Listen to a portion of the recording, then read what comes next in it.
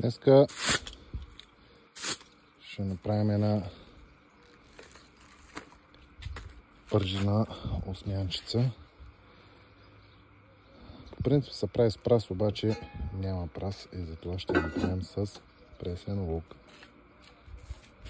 Така нарязваме си лукчето на ситничко.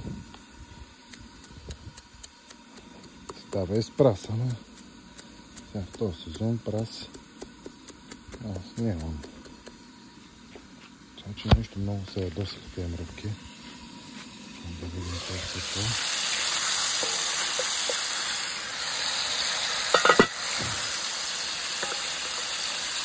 Уху! Пари!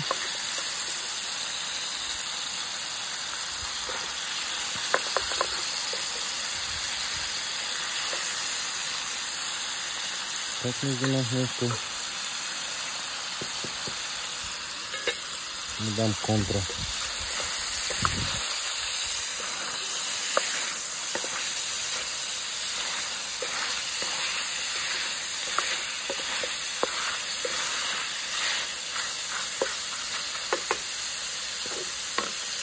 Ето вече не е с метална лъжица. Дървена.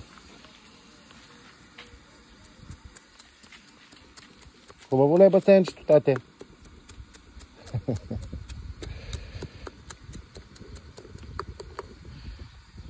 Има и някоя готова чушка.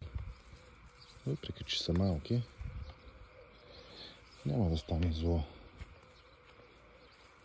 Малко да има зеленчук.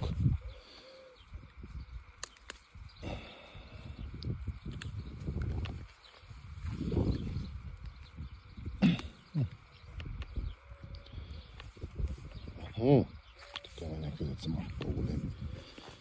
Опаляка.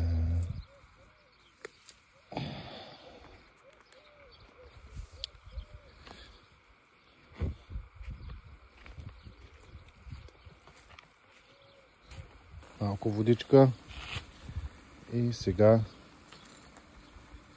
сложим пресния лук.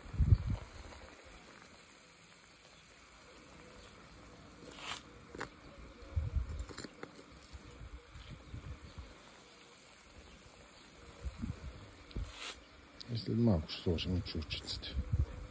Даже направо, що да ги сложим сега? Малко да ги понакълцам още.